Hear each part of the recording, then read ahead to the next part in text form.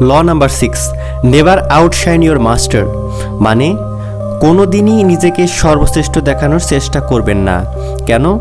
কারণ basic human psychology বলে যে পৃথিবীর প্রতিটি মানুষের মধ্যে কিছু বেসিক স্বভাব থাকে, লাইক লোকদেরকে হেট করা, হিংসে করা, কেউ যদি আমার থেকে ভালো কিছু করছে তো নিজের দুঃখী ফিল করা, এগুলো হলো মানুষের বেসিক ক্যারেক্টার।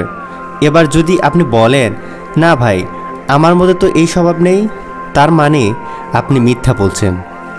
হ্যাঁ, লেভেল কম বেশি হতে পারে, লাইক কেউ একটু বেশি হিংসা করে তো কেউ কম করে, বাট এই স্বভাব থাকে সবার মধ্যে।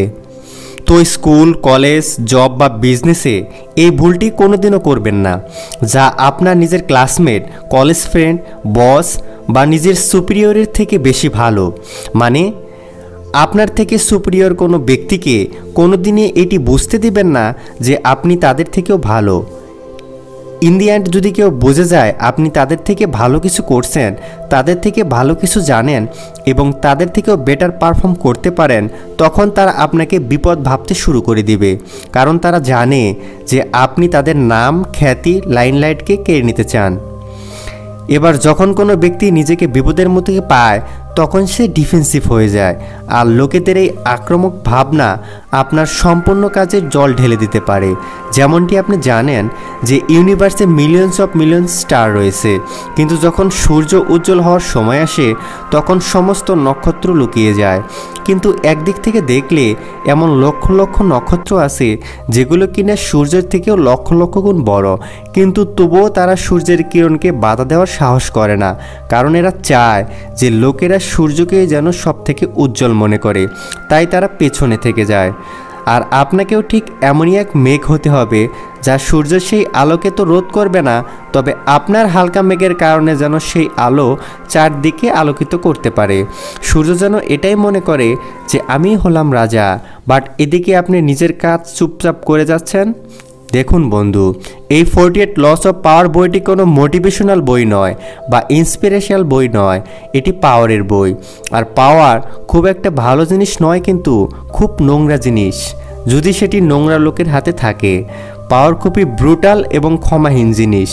তো যদি আপনি ভাবছেন এই পাওয়ারগুলো জেনে আমিও পাওয়ারফুল হব, তো মনে রাখবেন যে আপনাকে কিন্তু নিজের হাতকেও নোংরা করতে হবে।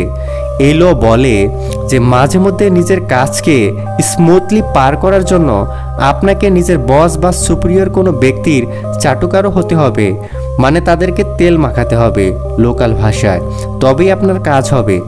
এবার যদি আপনি বলেন যে না আমি তো কারো চাটুকার হতে যাব না, আমি তো একজন অরিজিনাল ব্যক্তি, তো বন্ধু তাহলে এই পাওয়ার সিরিজ আপনার জন্য নয়, কারণ আমি আগেই বললাম যে power is a game of brutality.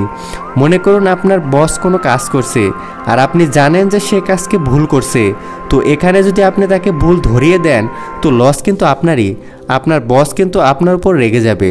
এর পরিবর্তে আপনি তাকে বলুন যে স্যার আপনি বেশ ভালো করছেন, কিন্তু যদি এটিকে এভাবে না করে ওইভাবে করা হয় তাহলে কেমন হয়? নিজেকে জোস্টকের স্টেজে ওই অন্ধকার সাইজে রেখে কাজ করুন এবং নিজের থেকে সুপিরিয়র ব্যক্তিকে ওই স্পটলাইটে থাকতে দিন নয়, তাকে স্পটলাইটে রাখুন। নেক্সট লটি জানতে নেক্সট ভিডিওটি দেখুন। 48 laws of power by Robert গ্রেনের সবগুলো ভিডিও আমাদের প্লেলিস্টে আছে, আপনারা ইচ্ছা করলে ভিডিওগুলো দেখতে পারেন। আপনাদের সুবিধার্থে ভিডিওগুলো আই বাটন এবং ডেসক্রিপশনেও দেওয়া হলো।